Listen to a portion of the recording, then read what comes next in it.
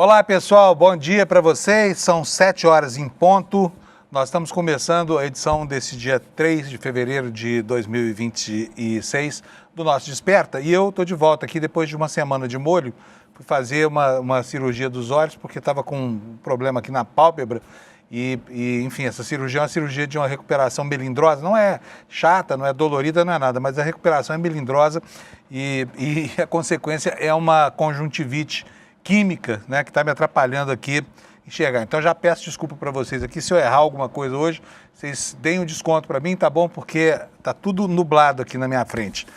E eu quero dizer que estava com muita saudade de vocês, né? Passar uma semana longe daqui nunca aconteceu ao longo desse ano e tanto que eu estou aqui, desde que assumi a vaga aberta pela saída do Demore. E gostei muito de ver o Calejon aqui fazendo o programa esses dias. Ele fez muito bem. O Calejon é um grande companheiro e me ajudou muito aqui nessa semana, nesse período de recuperação, tá bom? Bom, isso tudo dito, vamos começar logo? Vamos começar, porque eu estou doido para falar com vocês sobre o que está acontecendo. E estou com saudade também do meu amigo Alex Amorim, faz tempo que eu não falo com ele. Alex, bom dia, bem-vindo. Tudo bem, Alex? Bom dia, Panuso, tudo ótimo, bom dia, audiência, boa recuperação, Panuso, nessa sequência de cirurgia que você teve aí, então boa volta aí pro ICL e pro Desperta, que é a sua casa, Panuso. Obrigado, vocês não estão vendo nada, mas meu rosto está todo roxo, aqui tem 1 quilo de maquiagem aqui, viu, Alex? Sim. Né? Mas vai dar tudo certo, vai dar tudo certinho. Alex, sim, vai e aí? ficar tudo bem. Tudo bem? Alex, tivemos a quebra do Grupo Fictor. O Grupo Fictor é aquele grupo que disse que ia comprar o BRB por 3 bilhões de reais. Que picaretagem! E com reflexo na área do futebol também, hein? Sim. Fala uma coisa, como é que fica a situação do seu time do coração em face da quebra do patrocinador que ele tinha? Certo, Panuso. Ontem mesmo o Grupo Fictor entrou ali com recuperação judicial e o Palmeiras estava acompanhando de perto a situação, tanto que não tinha emitido nenhuma nota, porque ele estava analisando ali com o setor jurídico do clube o que iria realizar. E ontem à noite o clube soltou uma nota falando que fez a rescisão do contrato ali com a Fictor. Esse contrato foi firmado ano passado e o acordo era 30 milhões de reais por ano, porém era 25 fixo e mais 5 milhões por metas, alguns títulos e essas questões. Lembrando que o grupo ficava estampado no master dos jogadores da categoria de base do clube, porque o time principal é patrocinado por uma casa de aposta, então foi um acordo que foi feito ali com o Palmeiras naquela ocasião, e ontem o clube soltou a nota e num dos trechos assim, eles afirma que o caso está sob análise do departamento jurídico do clube para que sejam adotadas medidas pertinentes para o recebimento do valor total ali que tinha no contrato com o Grupo Fictor, Panunzio. E o dinheiro será que já parou de entrar no caixa do Palmeiras? Então, como eu acompanho algumas páginas ligadas ao Palmeiras, que solta notícia no dia a dia ali no Twitter, até mês passado tinham realizado o pagamento, porém como já estava meio que causando essas polêmicas com o grupo, com as notícias que estavam sendo veiculadas ali na mídia, o Palmeiras já estava observando nem quando saiu a notícia da recuperação judicial, e sim bem antes, Panuso. Então foi feito o pagamento até janeiro, agora o Palmeiras vai tentar receber todo o pagamento que tinha no contrato previsto, que era até ali no ano de 2027, Panuso. Ou seja, este ano e o próximo ainda. Este ano e o próximo, né? E sem essa grana, o Palmeiras que já vinha se equilibrando, assim, como é que fica a situação, Alex? Então, como é que está o clima entre os palmeirenses, tá? Sim.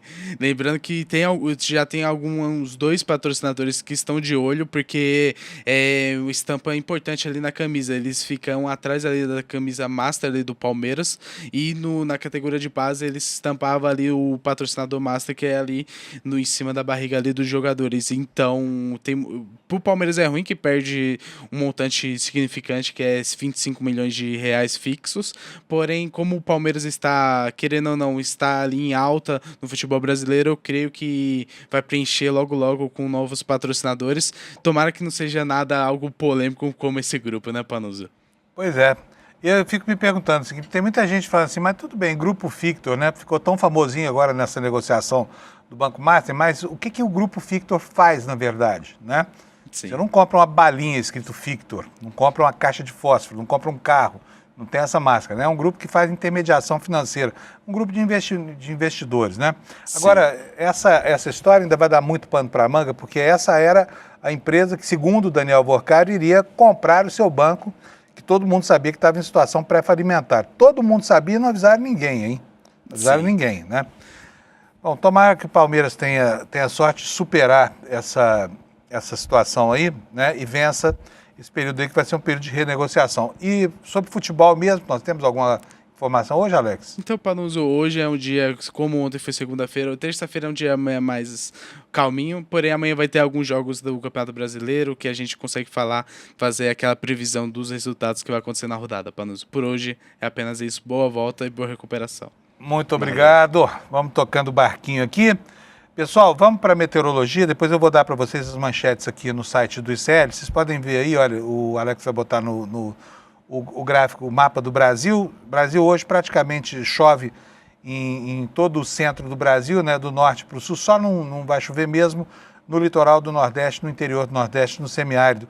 E tem um alerta aqui no sul, olha, é um alerta de onda de calor, tá? 500 municípios já estão sob essa onda de calor, sofrendo com essas consequências aqui. Vamos saber o que mais que isso aqui vai provocar? Olha, aqui no INMET está escrito: risco à saúde, temperatura 5 graus acima da média por um período maior do que 5 dias, portanto é uma onda que vem para ficar, né? E pega praticamente todo o interior do Rio Grande do Sul, aqui do centro para o oeste, também Santa Catarina e um pedacinho do Paraná. Então quem está nessa região aí vai sofrer com calorão a partir de hoje, tá? E essa onda de calor vem subindo por aí. E, bom, deixa eu sair daqui desse alerta para que a gente possa ver como é que vão ficar as temperaturas para o dia de hoje, né? Para o dia de hoje, tá aqui, olha. Então nós temos aqui, olha, duas grandes manchas aqui em decorrência dessa onda de calor, né? Temos aqui essas áreas em verde escuro, que é onde vai chover mais no Brasil, mais ao oeste, mas chove em toda essa faixa verde aqui, só não chove mesmo, como eu falei, nesta região aqui do semiárido brasileiro e também do litoral nordestino, tá? Vamos ver as temperaturas, como é que ficam nas capitais, na capital do seu estado? Vamos lá, Porto Alegre, gente, hoje está difícil aqui, hein? Porto Alegre vai ter 33 graus de máxima, como eu disse, eu estou enxergando bem pouquinho hoje, tá? 33 graus de máxima, tá? 33 graus de máxima, gaúchos, se preparem, vocês vão hoje fazer churrasco no asfalto.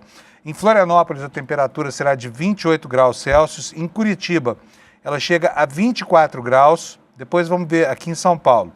Em São Paulo será de 26 graus Celsius. No Rio de Janeiro, 32, bem quente o dia lá também. Em Vitória, 33 graus Celsius. Em Belo Horizonte, a temperatura vai chegar a 27, com chuva em toda essa região aqui, menos na cidade de Porto Alegre, tá bom? Vamos para o centro-oeste agora. Vamos ver Brasília. Brasília vai ter máxima de 29 graus. Goiânia também 29 graus. Nuvens, pancadas de chuva isoladas para as duas cidades estão previstas. E em Campo Grande, muitas nuvens, pancadas de chuva, trovoadas isoladas. O tempo tá cinza aqui, olha. Significa que vem um aguaceiro por aí, né? Com máxima de 28 graus. Portanto, o calor não será um problema durante o dia de hoje. Em Cuiabá, máxima de 34 graus, com chuva, nuvens, dia inteiro no céu. Em Porto Velho também previsão de nuvens e pancadas de chuvas, máxima de 32 graus. Em Rio Branco, 31 graus Celsius. Em Manaus teremos 33, nuvens, pancadas de chuva, trovoadas isoladas. Em Boa Vista, Roraima, 35 graus, a temperatura mais quente do Brasil até agora. Em Macapá, 24 graus. Em Belém, muitas nuvens, também possibilidade de chuva isolada com 32 de máxima. E agora, em Palmas, no Tocantins, nós teremos 30 graus Celsius, tá? Chovendo também por lá. Agora vamos para São Luís, no Maranhão. Temperatura máxima prevista será de 32 graus Celsius. Será de 33 graus aqui em Teresina, Piauí, e em Fortaleza. É a única capital nordestina com possibilidade de chuva hoje, máxima de 31 graus. A partir daqui, dia bom para a praia. Vamos ver como é que ficam as temperaturas. Em Natal, temperatura vai a 30 graus Celsius. Em João Pessoa, a 31. Em Recife, com nuvens hoje do céu, a temperatura chega a 30 graus. Em Maceió, vai a 33. Em Aracaju, a 32. Em Salvador, onde pode chover, 32 graus Celsius. Essas são as previsões para o dia de hoje. Daqui a pouquinho eu vou ter comigo o Kleber Lourenço, que vai nos atualizar sobre o dia. E olha, vamos começar falando aqui do noticiário. Vocês sabem que ontem foi o dia do reinício do ano do Poder Judiciário. E o ministro Fachin fez um discurso ontem muito firme, afirmando finalmente uma posição que vinha mais ou menos à deriva aí, desde que o Supremo se viu enredado nessas questões todas aí relativas ao relacionamento entre ministros, né, Alexandre de Moraes e Toffoli, principalmente, e o Banco Master. A discussão desatou, evidenciou a necessidade de adotar um código de postura, que é uma proposta do ministro Fachin, uma proposta que antecede a chegada dele à presidência do Supremo Tribunal Federal. E ontem o ministro finalmente marcou a posição, porque ele emitiu 2 notas dúbias, posições que não faziam sentido uma em face da outra, mas ontem, enfim, ele falou qual será a diretiva, estabeleceu que a ministra Carmen Lúcia vai ser a relatora desse Código de Comportamento dos Ministros do Supremo e mais, disse que o que os une não é a unanimidade, é o consenso, ou seja, decisões que vão ser tomadas por maioria respeitando divergências que eventualmente existam entre ministros do Supremo, né? Foi o que disse ontem, basicamente, o ministro Fachin, que nomeou relatora a ministra Carmen Lúcia e agora o Supremo Tribunal Federal começa a discutir um código de postura. O que está em questão? O que está em questão são assuntos que há muito tempo vêm sendo discutidos. O Supremo, na verdade, vem tergiversando sobre isso há muito tempo, né? O Supremo, em 2021, já votou essa questão, relaxou os limites éticos. Eu acho que foi um estupro, porque uma posição do ministro Gilmar Mendes levou o tribunal a fazer com que, por exemplo, escritórios onde trabalham parentes de ministros pudessem advogar na Corte Constitucional do país. E isso gera todas as confusões que a gente está vendo. Tem até um nome na advocacia para isso, chama filiocracia, tá? E leva a distorções horríveis, porque lá em Brasília, por exemplo, existe um bordão, que é um bordão extremamente desagradável. Eu, se fosse juiz ou se fosse membro do Poder Judiciário, não gostaria de ouvir uma coisa dessa. Mas eu ouvi isso de um político enrolado com a lei da ficha limpa, né, que diz o seguinte, que só iria contratar um advogado em Brasília para cuidar da situação eleitoral e da situação dos processos civis dele, depois de saber quem era o relator da matéria, porque aí podia contratar o filho, o filho de algum ministro, que facilita muito a solução das coisas. E isso realmente é algo que é uma excrescência, não dá para a gente viver num país em que a justiça seja caudatária do grau de parentesco entre a autoridade que julga e a pessoa que demanda, não é verdade? É um absurdo que ainda aconteça. Então, eu pessoalmente sou extremamente favorável à discussão desse código de ética aí. Precisa sim colocar limite, ministro, seja lá de Tribunal Superior, de Supremo, como disse o ministro Fachin ontem, são seres humanos também, estão sujeitos aí a todo tipo de vicissitude e nada melhor do que uma boa regra para disciplinar o comportamento dessa gente, né? Portanto, estamos ansiosos aí para ver a ministra Carmen Lúcia trabalhando e ontem ela já começou a trabalhar lá no Tribunal Superior Eleitoral, propondo 10 medidas. Eu vou chamar o Kleber. Kleber já está com a gente aí. Kleber, bom dia, bem-vindo, meu amigo. Saudade de você, estava, viu? Bom dia, Panunzio. Bom dia à comunidade do ICL. Finalmente você voltou, Panunzio. Foi excelente saudade ali. De mim também, né, Kleber? Estava, não vou falar que foi muito bom ali fazer também o Desperta com o Calejão, mas a gente sente falta. Tanto é que no primeiro dia soltei um errático bom dia, Panunzio. Eu vi, não foi o errático, é a força do hábito, né? Afinal de contas, eu sou o patrono do ingresso do Kleber aqui todo dia, sou um entusiasta da presença dele aqui no nosso jornal, mas eu vi esse dia, achei engraçado. Agora, bom com o Calejão, melhor comigo, tá bom, Kleber? Vamos lá. Só para descontar daquele primeiro dia. Kleber, bom, vamos lá, vamos conversar. Nós temos tanto assunto para falar aqui, né? E eu estava doidinho aqui para voltar a conversar com vocês, porque imagina um sujeito que fala feito papagaio, calado durante quase 10 dias, né? Imagina. Então vamos lá. Vamos lá, começar pelo comecinho aqui. CPI do Banco Master. Ontem foi protocolada lá a CPI, o deputado Rodrigo Hollenberg conseguiu 201 assinaturas, mas isso não significa que essa CPI vai ser instalada, né, Kleber? Exatamente. É mais um dos vários pedidos para apuração do Banco Master, do caso do Banco Master, através do Congresso Nacional. Lembrando que nós temos pedidos de CPI no Senado, de CPI na Câmara e também de CPMI, quando se juntam Câmara e Senado numa comissão só. Então, são vários pedidos ali sendo constantemente apresentados. Tem um agora também em tramitação, se eu não me engano, do PSOL, que está sendo articulado pela deputada Heloísa Helena, também pedindo a apuração do escândalo do Banco Master. E conversei ontem com o deputado Rodrigo Hollenberg e ele foi muito claro em apontar ali que, sim, é importante fazer a apuração, mas ele também não está muito confiante de que o presidente da Câmara, Hugo Motta, vai abraçar ali essa apuração e vai ali permitir a instalação desse colegiado. Eu conversei com ele sobre isso e ele deu a seguinte declaração para mim sobre esse ponto também, Panunzio. A Câmara já está protocolada. Se houver vontade política, o presidente Hugo Motta pode pedir ainda essa semana a designação dos membros pelos partidos políticos para que ela possa ser instalada rapidamente. O que não é mentira, de fato, só depende unicamente de vontade privativa do presidente da Câmara a instalação dessa comissão para que seja feita essa apuração, Panunzio. Pois é, nós temos aqui inclusive uma fala do Hollenberg que eu quero mostrar para o pessoal, porque, gente, essa é aquela CPI que todo mundo sabe que para sair vai ter que ter um empurrão, né? Olha, Hugo Motta e as relações insidiosas, né, dos caciques que estão por trás do prestígio, ainda que pouco que lhe reste lá na Câmara, mas estão aí Ciro Nogueira, né, e o presidente da União Brasil, no meio dessa confusão toda.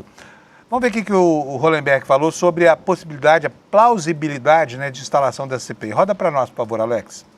Eu diria que até pelo nível de envolvimento de todos os laços políticos do Workário em todas as instâncias de poder, certamente haverá pressões grandes pela não instalação da Comissão Parlamentar de Inquérito. Daí a importância de uma mobilização popular, de uma pressão da população junto aos seus parlamentares, uma pressão da imprensa para que essa CPI possa ser instalada. Nós não podemos conviver com um desvio, com uma compra de 12,2 bilhões de reais de títulos inexistentes por parte do BRB ao Banco Master. Isso gerou um rombo bilionário no BRB. Quem vai ter que pagar isso é a população de Brasília. É muito importante que o governador Ibanez seja afastado do cargo, que todos os responsáveis tenham os seus bens sequestrados para poder reduzir o tamanho do prejuízo bilionário que o BRB e a população de Brasília tiveram com essa relação. E tem várias outras relações que precisam ser investigadas envolvendo o Banco Master, como, por exemplo, a aplicação em fundos de pensão do Rio de Janeiro e de outros estados com papéis do Banco Master. A maior preocupação é com a saúde fiscal do BRB, deputado? Corre o risco de o banco quebrar? Há uma preocupação muito grande com o BRB. É fundamental que todos nós que tenhamos compromisso com Brasília possamos construir soluções para salvar o BRB. E o movimento para salvar o BRB é afastar o governador Ibanez, que é o grande responsável por esse rombo.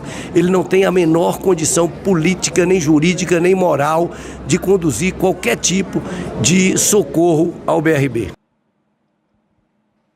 Falou grosso ele. Concordo com isso também. O governador Ibanez, hein, Kleber? Tá na moita aí desde que esse escândalo começou, ó, quietinho, caladinho, pouco se fala, quer ficar longe da ribalta e, enfim, a situação não está boa para ele não, mas com esse cobertor aí institucional que estão colocando em cima do assunto, né, vai que ele consegue, né, sobreviver. Kleber, agora, por falar nisso, tem um outro assunto que o Kleber está trazendo hoje no nosso site, que diz respeito a algo que começou e não terminou, que começou em dezembro passado, ou novembro passado, se eu bem me lembro, e não terminou nunca mais, que foi a indicação do Jorge Messias para a vaga aberta com a saída do ministro Barroso, lá do Supremo. O que aconteceu? O Lula desistiu? Vamos ter só 10 ministros do resto da vida, Kleber? Então, Panunzio, na verdade, o governo deu uma cartada no ano passado, que é a de não envio da formalização do nome de Jorge Messias para a sabatina no Senado. Ele havia feito ali a formalização da indicação, mas não havia feito o envio formal do nome. Ou seja, sem esse envio, Davi Alcolumbre não conseguiria marcar a sabatina para que fosse feita ali a aprovação ou a reprovação de Jorge Messias, atual ministro-chefe da Advocacia Geral da União, para o cargo ali aberto pela saída do ministro Roberto Barroso do STF. Nessa manobra que o governo fez para ganhar um pouco mais de tempo, foi o suficiente para que Jorge Messias conquistasse os votos ali necessários na aprovação da sabatina, na conversa no corpo a corpo com os senadores. Inclusive, a gente chegou a falar bastante disso no ano passado, né, Panunzio?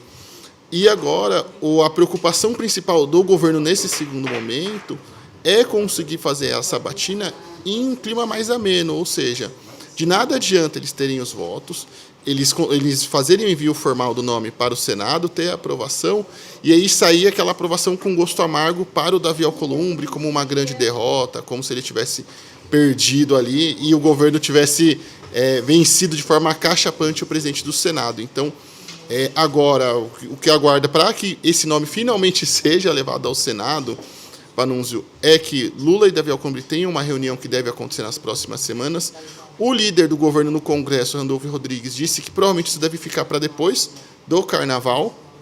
E aí, com essa conversa entre o presidente da República e o presidente do Senado ali, onde vão aparar as arestas, onde o Lula também vai fazer toda aquela aproximação para garantir que Davi Alcolumbre não fique magoado, uma vez que ele era um forte defensor da indicação de Rodrigo Pacheco, que foi preterido no lugar de Jorge Messias. Então, eles precisam fazer essa conversa, precisa ali serenar os ânimos para que esse capítulo possa avançar. Segundo alguns membros do Palácio do Planalto envolvidos diretamente com essa articulação e com a indicação de Jorge Messias, Panunzio, ele segue tendo os votos. É mais agora ter essa conversa protocolar para que tudo fique bem depois da sabatina. Então quer dizer que o Lula já conseguiu dobrar digamos assim, esse ímpeto do Alcolumbre, né? Que parecia inflexível e tudo mais. E ainda o Lula espera, né, Kleber, que o Rodrigo Pacheco, que era o candidato ao Alcolumbre, aceite a vaga de candidato ao governo do estado de Minas Gerais, né? Coisa que parece que ele não quer. E o Alcolumbre, Panunzio, não vai conseguir disputar ali no Amapá como um nome do bolsonarismo da direita. Já tem ali a esposa do atual prefeito da capital, que vai disputar o Senado, inclusive está despontando na frente das pesquisas, e o Alcolumbre vai precisar muito do governo federal para conseguir garantir a sua reeleição. Corre-se o risco, inclusive, ou dele ou de Randolfo Rodrigues ficarem de fora e não serem reeleitos no pleito deste ano. Então, ele está numa situação delicada. Por exemplo, também, caso ele seja reeleito, vamos ter também as eleições para a presidência do Senado novamente. E o PL já deixou muito claro que não vai apoiar Davi Alcolumbre, até por conta da questão da dosimetria, vários debates que tivemos ao longo do ano, onde Alcolumbre foi muito mais ali ao lado do governo, isso deixou muito claro e riscou uma linha onde o PL já vem falando nos bastidores que vai lançar uma candidatura própria, por isso também ele tem aquele plano de lançar vários candidatos ao Senado e tentar se fortalecer no Senado. Então, o Alcolumbre precisa muito do governo em duas frentes, seja para ser reeleito como senador, seja para ser reeleito como presidente da casa. Bom, eu tenho aqui uma sonora, deixa eu falar aqui para o Alex, aqui, porque eu vou transtornar aqui o ritmo do roteiro, do Marcos Rogério, senador Marcos Rogério, falando sobre essa questão da dosimetria, ameaçando derrubar os vetos do governo, né? Afinal de contas, todo mundo viu como é que foi a tramitação desse assunto, sabe que o Lula vetou esse projeto da dosimetria, que, aliás, não tem nenhum sentido de correição, nenhum sentido moral, mas eu quero ver a sonora do Marcos Rogério, em seguida a gente continua com a pauta do Kleber aqui. Dá para rodar, Alex, por favor? O tema da dosimetria é um tema que passou pelo Congresso Nacional, Câmara e Senado votaram esse tema e a expressão de votos para aprovação dessa matéria já diz qual é o sentimento do parlamento. Eu acho que a apreciação do veto nesse momento é uma questão de escolha do momento de votação. Agora, o resultado, eu acho que quem votou a favor dessa matéria sabia o que estava votando e por que estava votando. Então, os vetos serão, a apreciação dos vetos, o resultado desses vetos terá como resposta aquilo que nós já tivemos na votação do texto inicial. Eu acho que os vetos serão derrubados, né, e o projeto seguirá seu curso como foi aprovado no Congresso. Aí, repito, o número de deputados que votaram a favor e o número de senador já é mais do que o suficiente para a derrubada de vetos. E a anistia? Tem clima para retomar esse projeto, senador? Não sei, aí é uma questão a ser verificada, né, no ambiente interno. Eu acho que nesse momento a prioridade é a gente finalizar a questão do projeto da dosimetria. Esse é o primeiro passo. Eu defendo a anistia, acho que seria um caminho para gerar uma pacificação no Brasil. O Brasil precisa de pacificação, precisa virar essa página, mas nesse momento o que é possível dentro da política é votar os vetos com relação à dosimetria. E é isso que a gente quer dialogar com o presidente Davi para estabelecer uma data para a gente pautar esse tema. Portanto, Kleber, o assunto continua na pauta, né? Um assunto chato como esse, dosimetria, anistia, mas a gente percebe na fala do senador Marcos Rogério que essa anistia né? Virou uma sonho de uma noite de verão. Não tem a menor possibilidade de alguém reabilitar esse assunto, né? E por falar em anistia e tudo isso, começa agora o trabalho do Superior Tribunal Militar para decretar a perda de patente dos que foram condenados no mensalão, inclusive dos oficiais generais do próprio Bolsonaro, né? Conta para nós como é que está. Aliás, ontem eu ouvi uma entrevista da presidente do STM, bastante interessante, né? Não é um processo que vai, por exemplo, nem tocar no mérito do que foi feito. Vai decidir só se a lei é aplicável nesse caso, e, portanto, a perda da patente deve ser automaticamente aplicada ou não. Não é isso, Kleber? Então, Panunzio, eu conversei também com a ministra do STM ontem, Maria Elizabeth Rocha, e ela foi muito clara em dizer que esse julgamento, vou até pegar as palavras dela, é um julgamento para verificar se a conduta dos réus os torna indignos ou incompatíveis com a condição de oficiais das Forças Armadas, o que pode resultar na exclusão definitiva do oficialato. Ou seja, o julgamento em questão não vai julgar se eles cometeram ou não golpe, se eles foram contra a democracia, se existiu o plano punhal verde e amarelo ou não. Vai julgar se militares que tentaram dar um golpe de Estado, se suas atitudes são compatíveis com uma patente de general, de capitão, de tenente-coronel, que seja ali dentro dos diversos militares.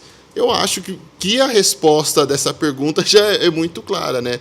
Um militar que atenta contra a própria República e o Estado Democrático de Direito, apesar de no Brasil ser uma coisa, infelizmente, um tanto quanto frequente, é incompatível com o que deveria ser, né? O que está escrito na Constituição, do que demanda a nossa Carta Magna, onde os nossos militares deveriam proteger o país e não atentar contra ele constantemente, como vem sendo ali desde sua fundação. Além disso, outro ponto importante que a ministra ressaltou para mim sobre esse julgamento é de que, sem dúvida, ele será um desafio institucional que destacará a importância da Justiça Militar da União na construção e defesa do Estado Democrático de Direito.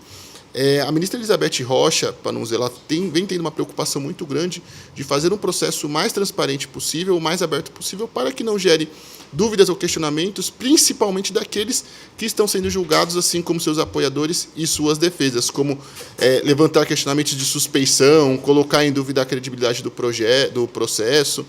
Então, é um julgamento muito simples, com uma premissa muito clara: militares que dão golpe merecem ou não ter a sua patente, ter uma patente de general, de oficial, que seja de almirante, é compatível com uma condenação de tentativa de golpe? É isso que estará em julgamento nos próximos meses no STM, Panunzio.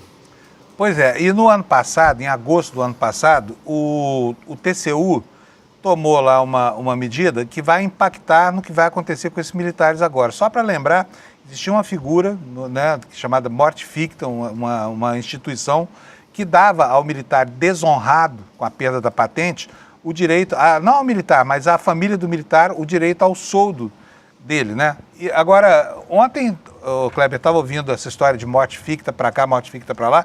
Não tem mais morte ficta. O Exército, o TCU, as Forças Armadas, por recomendação do TCU, agora só pagam mesmo a pensão para a viúva em caso de morte. Quer dizer, como o militar fica vivo e é desonrado com a perda da patente, não tem mais morte ficta, não. Pelo menos a decisão do TCU em agosto do ano passado foi essa. Será que vai valer para agora, hein? A gente não sabe. Na verdade, a decisão do TCU é uma recomendação normativa. É necessário ainda que seja formalizado tudo isso em forma de lei mesmo, ali, regulamento também das Forças Armadas. Por isso, por exemplo, até a gente deu, na semana passada, aqui no Desperta, com o Calejão, Panunzio, que o deputado Paulo Pimenta entrou com um projeto para que militares condenados ali por associação ao crime organizado, entre outros delitos, percam o direito de pensão por morte fictícia. Então, precisa ainda de um regulamento por lei para garantir, de fato, que não ocorra nenhuma manobra legal para que eles consigam esse benefício. Porque é incrível, né? Assim, as pessoas saberem que o sujeito não honra a farda a ponto de ter direito à própria patente, algo que, né, teve General Heleno, Bolsonaro, mas vai ficar com soldo. Isso é uma coisa muito típica de um país que tem outros institutos como esse, por exemplo, o Poder Judiciário, onde o juiz desonrado com a perda do cargo, porque roubou, porque meteu a mão, porque vendeu sentença, ainda tem direito à aposentadoria proporcional, né? É um instituto muito parecido e indizível. Agora tem mais um assunto com o Kleber ainda sobre essa questão dos militares, que é sobre o trabalho intelectual nas Forças Armadas. Como é que anda isso, Kleber? Isso, já caminhando ali para o final da minha participação, mas é importante ressaltar esse ponto, Panunzio, que ontem o STF deu mais uma decisão negando autorização para o trabalho de mais um militar condenado na tentativa de golpe. Nesse caso, agora foi o coronel Marcelo Câmara, que foi condenado a 21 anos de prisão também ali dentro da conspiração golpista. Ele havia recebido uma oferta de trabalho do Exército também para trabalhar num posto intelectual, na revisão e proposta de materiais e conteúdo de formação dos militares das Forças Armadas. Mais uma vez, por mais correta que seja a decisão envolvendo esse militar, não devemos esquecer, Panunzio, que o general Paulo Sérgio Nogueira recebeu uma proposta muito semelhante e ele continua trabalhando e desempenhando as suas funções. De todos os militares que fizeram essas solicitações, foram todos 6, todos eles tiveram, com exceção do Paulo Sérgio, seus pedidos negados. A maioria desses militares tiveram propostas semelhantes ao do Paulo Sérgio, que foi que teve autorização ali permitida para trabalhar, mas os demais foram negadas. E até o momento o STF não soube explicar quais os critérios e o que diferencia a condição do general Paulo Sérgio com os demais militares que tiveram o trabalho ali, a proposta de trabalho na área intelectual do Exército negada. Muito bom. Por hoje é isso, né, Kleber? É isso, Panunzio. Valeu, muito obrigado. Me ajudou muito aqui com a minha cegueira temporária. Maravilha. Tchau, até amanhã. Tchau, Kleber, até amanhã. Gente, vamos dar uma olhadinha aqui nos destaques do site do ICL Notícias, porque hoje nós temos uma gama de assuntos variados. A semana vai ser uma semana muito rica, né? Com a retomada dos trabalhos nas instituições. Então, deixa eu trazer. Nós não estamos tendo. Dá para colocar enquadrado aí direitinho? Isso, obrigado. Então vamos lá. A primeira manchete hoje no site do ICL é essa: investigação sobre joias sauditas de Bolsonaro empaca e parte pode prescrever no mês de outubro, né? Você se lembra daquele estojo que passou na moita, né?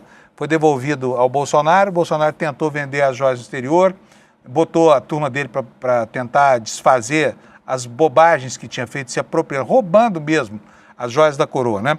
Vou ler aqui para vocês um trechinho dessa matéria para que você fique informado sobre isso e sobre o que aconteceu, tá?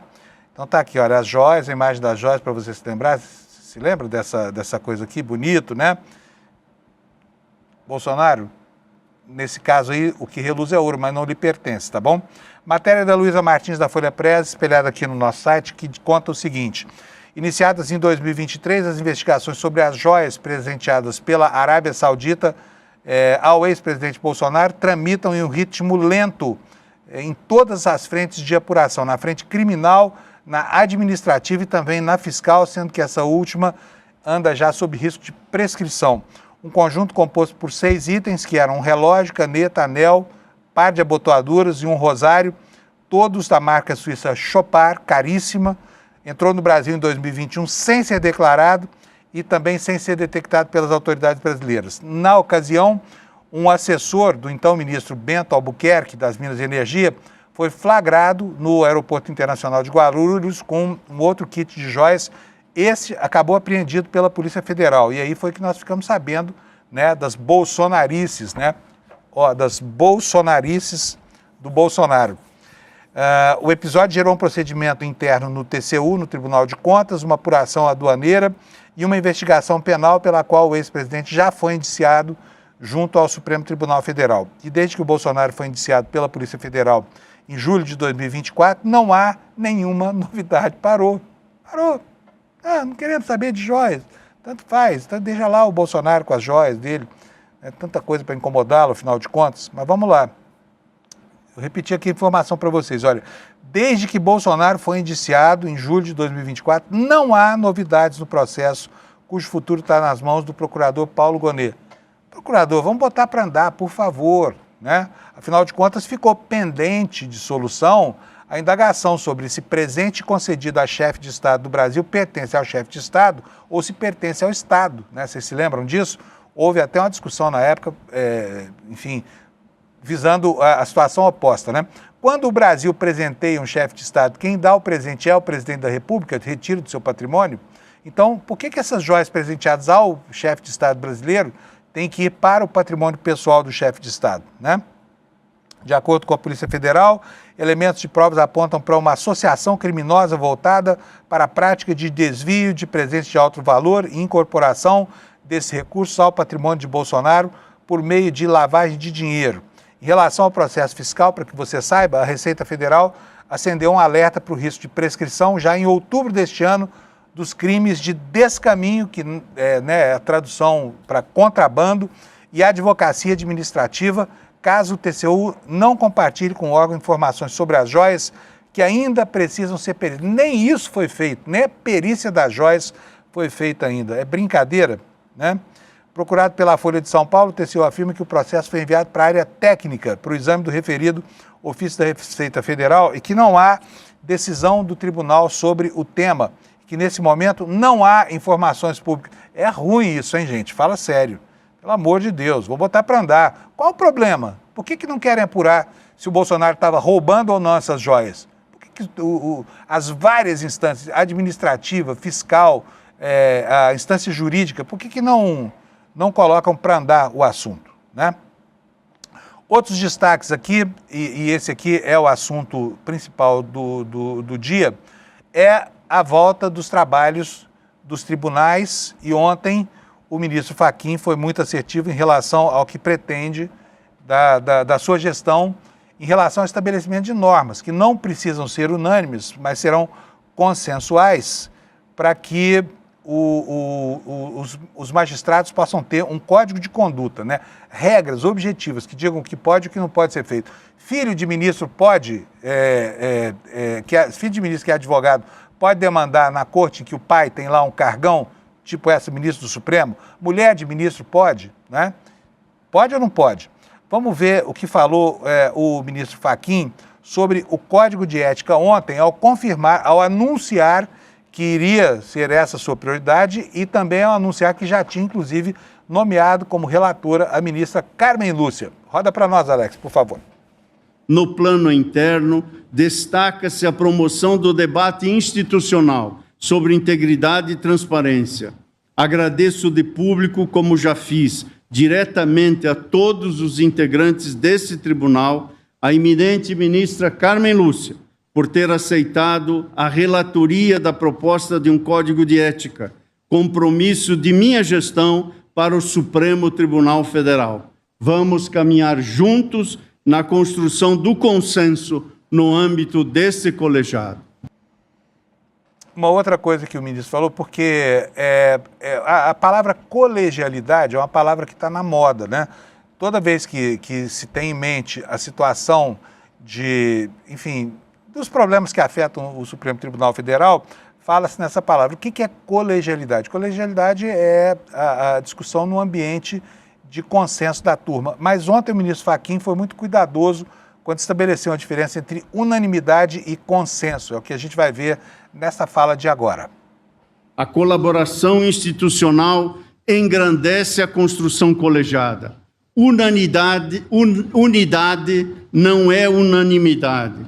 O que nos une não é a concordância em todas as questões. Ademais, o todo não se confunde com a parte. O que nos une é o compromisso com a instituição.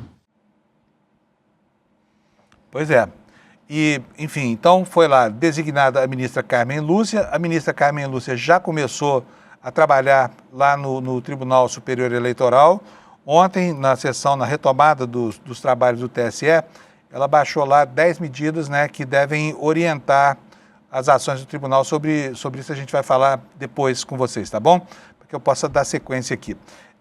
Aliás, não, vou agora mesmo, quero mostrar para vocês matéria que está aqui na capa do ICL Notícias. Olha, Carmen diz que a democracia impõe transparência após escolhida para relatar o Código de Ética. A presidente do TSE discursou na sessão de abertura na Corte Eleitoral, o TSE, que ela preside, né?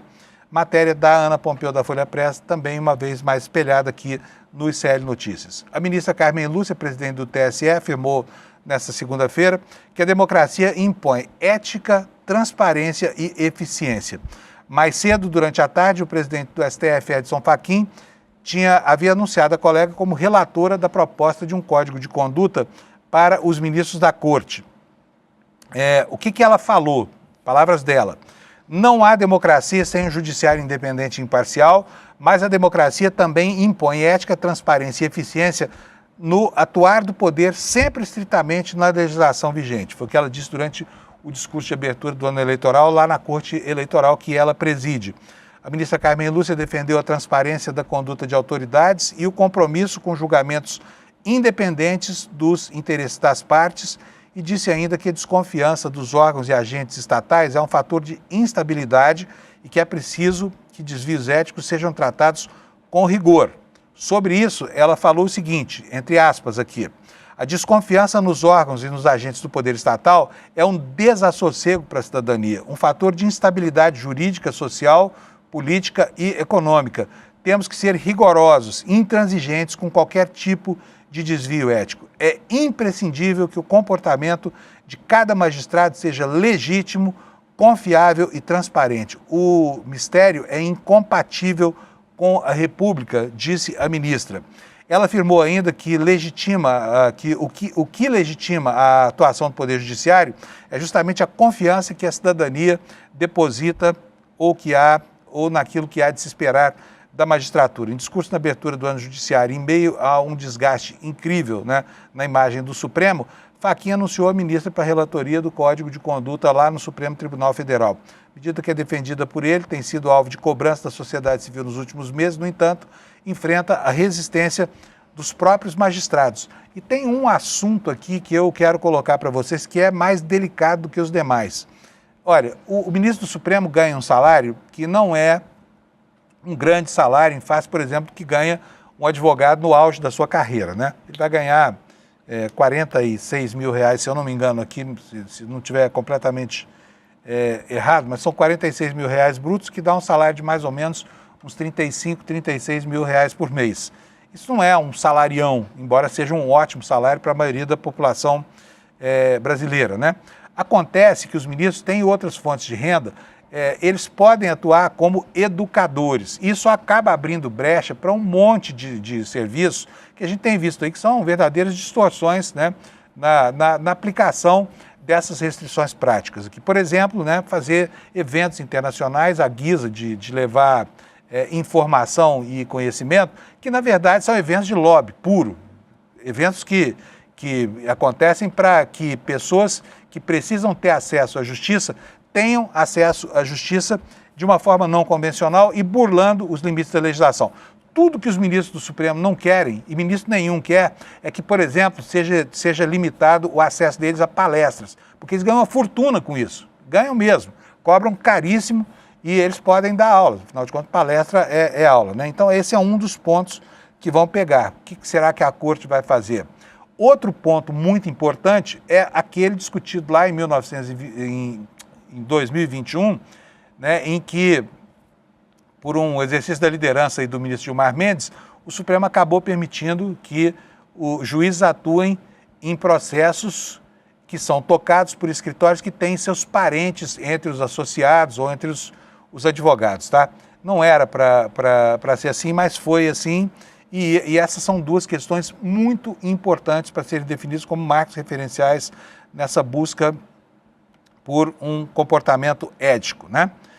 Então é isso, o ministro Carmen Lúcia está com a bola nos pés, o ministro Fachin, ele, enfim, firmou as suas posições e o Brasil agora vai começar a finalmente discutir os limites da ética para os magistrados brasileiros, tá? Vamos falar sobre outros assuntos aqui, eu tenho várias coisinhas para dizer para vocês, mas eu queria mostrar mais um detalhe da pesquisa que o ICL fez para vocês, está aqui como destaque no nosso site hoje também. Ser de esquerda também é uma questão de escolaridade, sabia? A nossa pesquisa revelou bastante bem isso, né? Como é que as pessoas enxergam o que é ser de direita e o que é ser de esquerda no Brasil? Como é que elas distinguem uma coisa ou outra? Depende. Depende do quê? Depende do grau de escolaridade, né? Depende de quanta pessoa estudou para entender o papel que cabe à esquerda brasileira. Vou ler aqui a matéria para vocês, um trechinho só, depois vocês leiam no site do ICL para entender direitinho até a origem dos estigmas, né? enfim, que pairam sobre quem se define como sendo de esquerda no Brasil. O nível de instrução formal interfere na percepção do brasileiro sobre ideologia. Quanto menor a escolaridade, presta atenção, quanto menor a escolaridade, mais deteriorada é a imagem da esquerda. Portanto, quanto mais analfabeto, pior é a imagem que o sujeito tem da esquerda brasileira. Entre os cidadãos com ensino fundamental, a pesquisa da Ágora Consultores identificou que a maioria, 52%, concorda com a afirmação de que a esquerda quer sustentar vagabundos e a direita promove empreendedorismo, modernidade e eficiência, enquanto 32% enxergam no campo progressista um foco de bem-estar social. Veja só, é muito grande a diferença entre aqueles que veem hoje o campo à esquerda como um campo, né, associado, vinculado à luta por bem-estar social. Muita gente acha que é para defender bandido. O cenário se inverte conforme o grau de instrução aumenta. Entre os brasileiros com ensino superior, quase metade, 47%, possuem uma visão positiva da esquerda e o estigma do assistencialismo cai para 31%. Esse é um dos resultados da Pesquisa Nacional de Opinião Pública encomendada pelo ICL, realizada pela Ágora Consultores, que ouviu quase 10 mil pessoas de diferentes classes sociais do Brasil. O levantamento foi realizado entre 17 e 23 de novembro do ano passado, para que fosse possível conhecer o pensamento do brasileiro sobre vários tópicos importantes da nossa realidade. De acordo com análises qualitativas colhidas nos diversos segmentos sociais, esse distanciamento entre as bases menos instruídas e o pensamento de esquerda está alicerçado na convicção de que as políticas sociais são, na verdade, mecanismos de clientelismo e bolsas esmola. Para esses entrevistados, a esquerda promove a legalização da compra de votos de quem tem baixa instrução, criando o que chamam de... Opa, olha eu aqui, ó, passei a página. De curral eleitoral que mantém a população dependente de esmola. No imaginário desse grupo, os programas sociais massivos são lidos como uma armadilha que deixa a população preguiçosa e freia o processo de geração de riqueza. A direita é associada aos valores de mérito, produção e eficiência e o empreendedorismo é visto como motor do mundo diante de um Estado que não gera nada, né? E aqui eu quero fazer um comentário com vocês. Nós tivemos agora, né, a informação do IBGE de que nós temos uma taxa de desemprego que é recorde, baixo para baixo, é o menor nível ao longo de toda a história do indicador. E quando isso acontece, a obtenção de um dos insumos da economia, que é a mão de obra, o trabalho humano, né, fica mais caro, óbvio, porque lei da oferta e da procura. Você procura trabalhadores e não encontra porque eles já estão ocupados. E aí começam a vir os maus empresários com aquela justificativa que o brasileiro é preguiçoso, que o brasileiro não gosta de trabalhar, que ele está assentado sobre uma bolha de conforto movida por programas sociais que são incrivelmente, estão tornando os brasileiros melhores. Isso tudo, gente, é uma falácia impressionante. Como pode? Olha, basta um mínimo de percepção da realidade e um mínimo de boa-fé para perceber que não há nenhuma compatibilidade entre o conforto dessa bolha que não existe e a situação de pleno emprego que há no Brasil hoje, né? Se há muita gente trabalhando, muito disso se deve também à requalificação de mão de obra, né? A melhor preparação dos trabalhadores. E olha, ainda bem que o Brasil tem mecanismos que permitem armar um colchão social para que as pessoas possam ter um mínimo de dignidade quando elas não estão trabalhando, em períodos de crise econômica, né? Então está aí mais um ponto, uma inflexão nessa questão do debate sobre se ser de esquerda é sustentar vagabundo, se programa social compõe uma horda de parasitas desprovidos de vontade de trabalhar. Não é nada disso. O que acontece é exatamente o contrário, tá bom? E por falar nisso, nós temos aí toda a jornada, né, 6x1, para ser combatida. Nós vamos entrar agora com o governo com o pé no acelerador com essa pauta sobre o fim da jornada 6x1. Provavelmente nós teremos ao final disso uma redução de 4 horas por semana na jornada de trabalho e vamos chegar à jornada 5x2. E nós temos aqui algumas manifestações nessa retomada dos trabalhos, dos trabalhos legislativos, porque o ambiente para discussão está preparado, o ambiente está dado desde o final do ano passado, quando o assunto veio forte para a pauta, né? E agora, conta até mesmo com a adesão, com a simpatia aparente, a gente nunca sabe se é ou não, do próprio presidente da Câmara dos Deputados. Afinal de contas, é muito difícil alguém se insurgir contra uma pauta dessa importância, né? Mas o senador, o deputado Rogério Carvalho, trouxe uma novidade ontem, tá? Diz que o assunto, que em princípio seria discutido por uma PEC, que exige, né, 2/3 dos votos no parlamento, poderia sim ser discutido via projeto de lei, o que facilita muito a aprovação dele. Vamos ver o que diz o deputado? O que nós discutimos no Senado é uma PEC, que requer uma votação de 2/3, né? É uma votação com o maior número de parlamentares para aprovar. Se essa matéria pode ser definida por um projeto de lei, isso significa 50% mais um dos parlamentares podendo votar, então é mais rápido o processo, a votação ocorre de uma vez só e se o governo tem isso como projeto prioritário, é muito importante que ele unifique todas as iniciativas e mande um projeto para o Congresso para que a gente possa discutir e aprovar o mais rápido possível para dar este presente aos trabalhadores e às trabalhadoras brasileiras. Não precisa mudar a Constituição nesse caso, senador? Não. Inicialmente havia essa interpretação de que havia necessidade de mudar a Constituição, mas a própria Constituição define que, por dispositivo legal, a jornada pode ser regulamentada. Agora, no ano passado, a gente viu que o presidente da Câmara dos Deputados era contra esse texto, agora já se diz simpatizante, tanto que teve uma estratégia de começar a votação lá pelo Senado, porque aqui na Câmara não teve espaço. E aí? Eu acho que a PEC lá do Senado mexeu com o debate, as movimentações de várias propostas sendo apresentadas e o movimento que a deputada Érica Hilton puxou também foi muito importante. Então, tudo isso mobilizou a opinião pública. Então, quando a opinião pública está mobilizada e organizada em torno de um tema, as duas casas vão se sensibilizar e eu acredito na aprovação da redução da jornada sem redução de salário.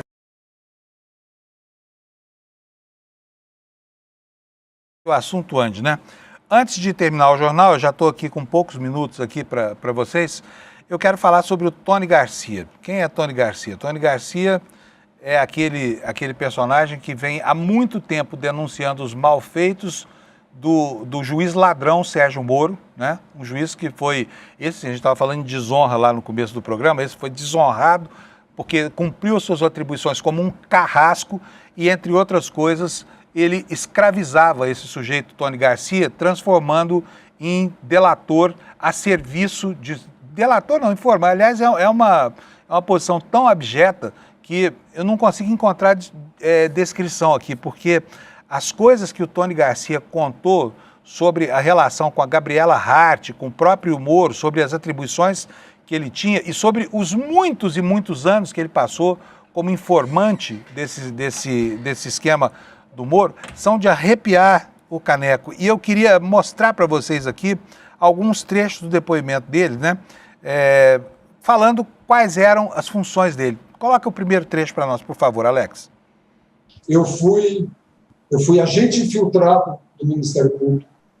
Eu trabalhei por 2 anos e meio. Eu trabalhei diuturnamente, com 24 horas, tendo um agente da inteligência da Polícia Federal ao meu dispor, para eu pedir segurança, para eu pedir para interceptação de telefones, de tudo que colaborasse com a justiça. O meu leque de colaboração não se restringiu a isso aí, doutora Gabriela. Foi feito com o doutor Sérgio Moro. O doutor Sérgio Moro me chamava e falava: você conhece o advogado do sócio do Bertoldo, o doutor Wolf? Conheço. Você pode ver se ele traz o cliente dele para o acordo? Eu falei: posso. Na sala dele eu ligava, falava com o advogado e levei várias pessoas para o acordo, doutora Gabriela. Pois é, e olha, durante muito tempo ele vinha fazendo essas denúncias e não vinha sendo considerado. Agora apareceram os vídeos, eles são impressionantes, né?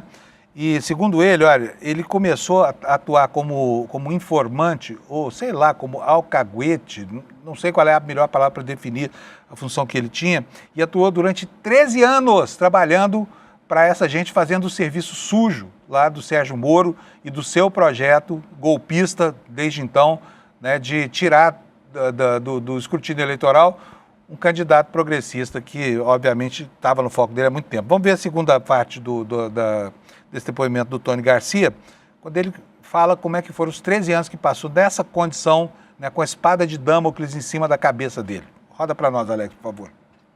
Eu trabalhei para o Ministério Público, doutora Helena, e a senhora pode perguntar ao doutor Januário, doutor Carlos Fernando, doutor Orlando Martello, doutor o Vladimir Aras, ao Deltan Dallagnol, Diogo Castor, todos a senhora pode perguntar, que eu trabalhei até 2018, ininterruptamente, desde 2005, eu trabalhei para o Ministério Público.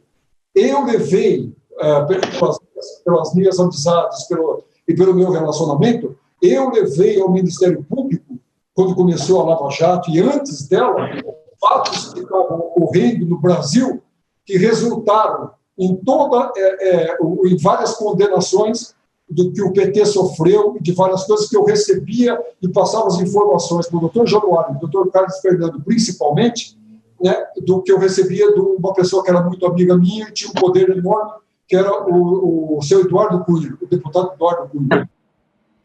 Ele também falou sobre o que aconteceu com a vida dele ao longo de todo esse período aí em que passou atuando como, sei lá como é que chama isso, para o Ministério Público e para, enfim, para o pessoal do esquema do Moro lá no Paraná. Roda para nós, Alex, por favor. Doutor, eu tenho isso aqui encoscado na minha garganta faz 17 anos, doutor. Sabe, eu tenho isso aqui 17 anos, eu tenho uma faca no meu pescoço, eu já cumpri tudo que eu tinha. E esse absurdo que fez o Ministério Público, eu sou testemunha de acusação, eu estou andando que eu tenho que pedir proteção policial, eu contrariei grupos econômicos, eu tenho um monte de depoimento para fazer. Duro, hein, gente? Pensar que tudo isso acontecia durante, assim, debaixo do nariz da gente e ninguém sabia das sacanagens que Sérgio Moro, Deltan Dallagnol e outras personalidades aí desse momento infeliz da nossa história impunham a gente que estava lá sujeita, né, aos humores deles, tá? É isso aí, estou terminando o programa de hoje com essa informação. Eu quero agradecer a você, a audiência, mas antes de encerrar, quero chamar você se você tem investimentos, se você tem algum dinheiro guardado, se esse dinheiro é importante para você, vai assistir ao Mapa da Mina. Está aberto, o replay está liberado lá para todo mundo, tá? O Eduardo Moreira é um craque, ele todo ano desmonta as consultorias dos bancos, os boletins, e coloca para você o cenário que acaba se confirmando ao final de cada ano, ao contrário do que acontece, né, com os analistas financeiros por aí, que sempre pisam na bola, parece que não conseguem distinguir A de B, né? Então, veja lá, replay liberado, não precisa ser colaborador do ICL, não precisa ser da nossa comunidade nem nada, só assiste, porque com certeza você vai ter excelentes dicas para gerenciar os riscos e principalmente ficar livre do risco das corretoras que vivem empurrando para os clientes coisas terríveis, como por exemplo CDBs do Master, né, XP, né? Empurraram goela abaixo aí da sua clientela toda, tá? Assista o Mapa da Mina, vai ser bom para você. Um abraço, obrigado pela sua audiência. Amanhã nós estamos de volta aqui, 7 horas da manhã em ponto. Valeu, obrigado. Uau, que evento foi o Mapa da Mina. Dezenas de milhares de pessoas aprendendo de uma maneira super simples, super fácil o que está acontecendo nos mercados, o que está acontecendo na economia do Brasil e do mundo. E aprendendo também como elas podem navegar, seja com seus investimentos ou com seus negócios, nesses momentos de incerteza, nesses momentos de turbulência. Foi maravilhoso e os comentários não param de chegar. Era um evento que não teria replay, mas muita gente está pedindo para assistir de novo, para fazer mais anotações, né? E também para chamar amigos e amigas para assistir. Se você quer aproveitar essa chance, a gente liberou o replay do Mapa da Mina por um período bem curto, mas dá para assistir ainda. Assiste o replay e tenha uma caminhada muito mais segura nesse mundo das finanças e dos investimentos.